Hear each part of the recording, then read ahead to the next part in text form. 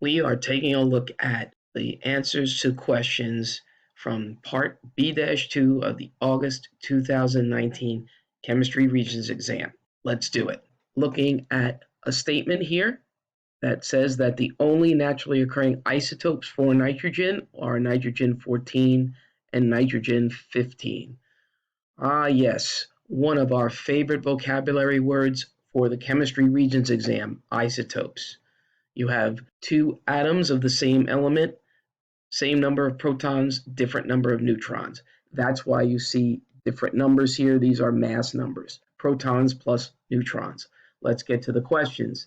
In 51, state the number of protons in an atom of nitrogen-15. That would be the atomic number. Go to the periodic table and pull that off for nitrogen. Here we are at the periodic table. We have nitrogen right here. 7 is the atomic number. That is the number of protons. That is the answer to that question. I'm also going to direct you right now to the electron configuration of 2-5. We need that to answer the next question. 51 was 7 protons. And for 52, state the number of electrons in each shell of nitrogen-14 atom in the ground state. That means that the electrons are in the lowest energy levels available.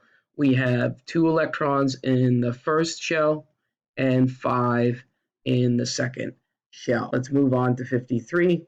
Based on the atomic mass of the element nitrogen on the periodic table, compare the relative abundances of the naturally occurring isotopes of nitrogen.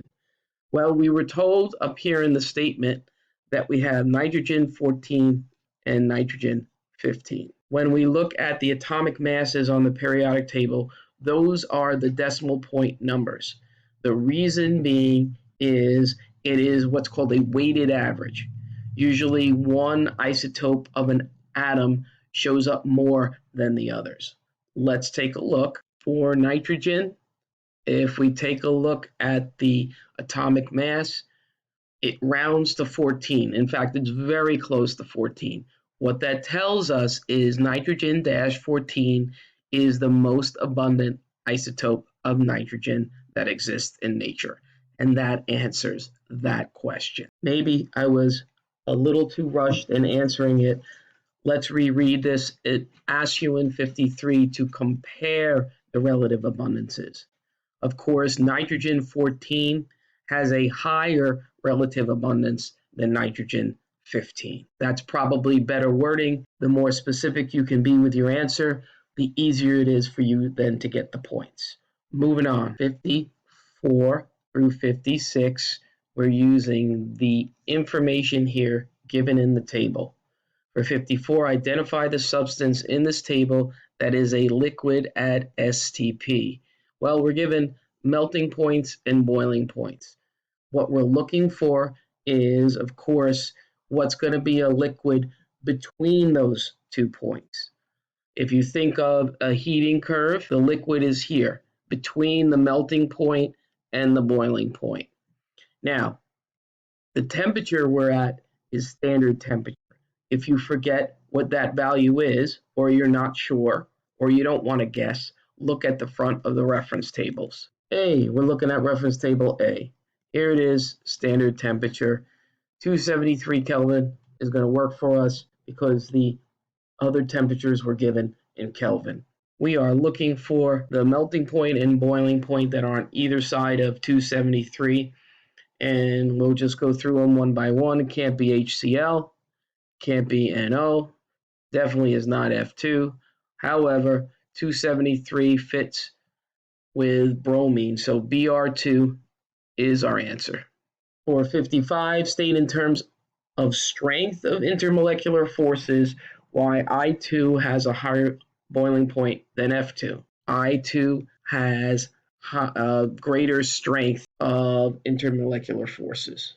Or you can say that F2 has a weaker intermolecular forces than I2, or I2 is stronger in terms of intermolecular forces than F2. 56, state what happens to the potential energy of a sample of NO at 121 K as it changes to a gas at constant temperature and pressure. Anytime that you have a liquid changing into a gas or a solid turning into a liquid, remember again, you're part of that heating curve, and we are here. Temperature remains constant. That means kinetic energy is constant. Potential energy, however, is increasing. And that's exactly what you would say. It's increasing in potential energy. Let's go to the next page. We have a 100-gram sample of liquid water. We're heated from 20 to 50 degrees Celsius, and enough KClO3 is dissolved in the sample of water at 50 degrees to form a saturated solution. This information goes with questions 57 through 59. All right, at 57, using the information on table B, determine the amount of heat absorbed by the water when the water is heated from 20 to 50. Let's go to B. Well, table B is these physical constants for water. And what are we doing? We are warming the water from 20 to 50. That's not fusion. Fusion has to do with the phase change with melting or freezing. That's not vaporization. That has to do with boiling or condensation. We're talking specific heat capacity for water. Now, they told you to go to table B. What they didn't tell you is you need an equation. That's on reference table T. Here is table T. We are going to scroll on down, and here are our heat equations. And the heat equation that we are looking for is the first one. This first one has the delta T, which is the warming of the water. That's the one we need to go ahead and answer the question. Now we're asked to determine the amount of heat, so we just have to do the calculation and provide the answer. Q is equal to MC delta T. The mass of the water, we got 100 grams. The specific heat capacity for liquid water, 4.18. And delta T, 50 minus 20, which is 30. Now, you're going to put that, of course, into your calculator and get your answer. Do not do any math. I don't care what math it is, right? You don't want to do it in your head in case you make a mistake. Always double check it. You're going to have plenty of time when you take the test. So 100 times 4.18 and times 30, and we get an answer of 12,540, and that's joules. I'm just going ahead and writing it as it appears on my calculator. I'm not worried about sig figs because it said nothing about significant figures. For 58, now I'm going to table H. Determine the vapor pressure of the water sample at its final temperature. Well, the final temperature is 50 degrees Celsius. Let's go find that vapor pressure. Reference table H gives us vapor pressure for 4 substances. We're interested in water, and we need to scroll down so we can check this out. The final temperature is 50. I'm going to go ahead and just go up and hit this water line, which is the second one, and then I'm going to go over. Well, for vapor pressure, it's going up by tens. It's just over the 10 line for 10 kPa. I'm going to say maybe 11, maybe 12 kPa as my answer. The answer key is going to have a range. Don't worry about it. If it's exactly on the line, obviously we would read it that way, but this is not exactly on the line. And now in 59, oh boy, I'm going back to the reference tables again. A lot with the reference tables with B-2. Determine the mass of KClO3 that must dissolve to make a saturated solution of 100 grams of water at 50 degrees Celsius. Let's go. That's the solubility curve, so we need to go over there now and check it out. We are here at reference table G. We were asked to figure out how much of the KClO3 we need to add to the 100 grams of water. And all of these lines represent grams of solute in 100 grams of water. You see that here on the y-axis. I'm just going to scroll down a little bit more so we can check this out. And we're talking 50 degrees. I'm going to go up. I hit the KClO3 curve, and I go over. It's slightly above 20. I'm going to say maybe 21 grams, maybe 22 grams of KClO3 in 100 grams of water. Again, since we're not right on the line, and I didn't do a great job of it here, what'll happen is there'll be a range on the answer key. So 21 or 22 grams of KClO3 is the answer for 59. Let's move on. We're dealing with 60 through 62. You see that we have a voltaic cell. We're dealing, of course, with electrochemistry here. Now, before you even get to the questions, you have a voltaic cell, so this is going to happen spontaneously. You are also given the redox equation down here, so we know what's happening at the half cells. Remember, anox and red cat. Let's take a look and answer the questions. For 60, identify the subatomic particles that flow through the wires. What flows through the wires are electrons. A lot of times, instead, they might ask what's flowing through the salt bridge. The salt bridge is ions, the wire is electrons. Electrons is the answer for 60. 61, son of a gun, state the purpose of the salt bridge in completing the circuit.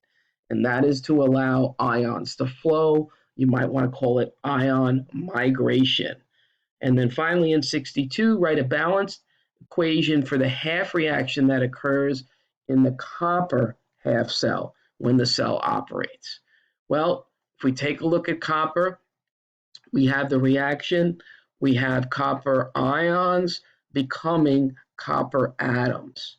Remember, when I have atoms and the element is written alone, the oxidation number is 0. I'm going to take then, I got Cu, 2 plus to start, and it's going to CuO. What happened? It has to be the copper ions gained electrons.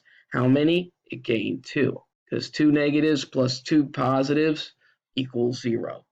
And here is my half reaction. The numbers that are in front of copper and chromium on both sides are to just balance everything out. Since we're dealing with just the half reaction, we don't have to bring those down or over, so we rewrite it. We can rewrite it without it. We got a couple more left and we're done with B-2. We have a paragraph here. And let's take a look. We have sodium hydroxide. We have a pH of 13. If you don't know it, take a look. Sodium hydroxide is a base, and it's going to be used to determine the molarity of HCl, which is an acid. A 10 milliliter sample of HCl is exactly neutralized by 16 mils of 0.100 molar sodium hydroxide. During this laboratory activity, appropriate safety equipment was used and safety procedures were followed. 63, determine the molarity of the sample using the titration beta. Well, we have an equation for this. Let's go to reference table T and find it. All right, we're at reference table T. We're dealing with acids and bases. I keep scrolling down. And here it is. We have the titration equation. Molarity of an acid times the volume of the acid is equal to the molarity of the base times the volume of the base. Let's go rewrite that on the test. Even though you're going to determine, meaning provide the answer, rewrite the equation. You don't want to make a silly mistake. The other thing I would suggest is when you're dealing with this equation, HCl is your acid, and NaOH is your base. I like to write the formulas, the compound formulas for both. Above the acid side is HCl, and above the base side is NaOH.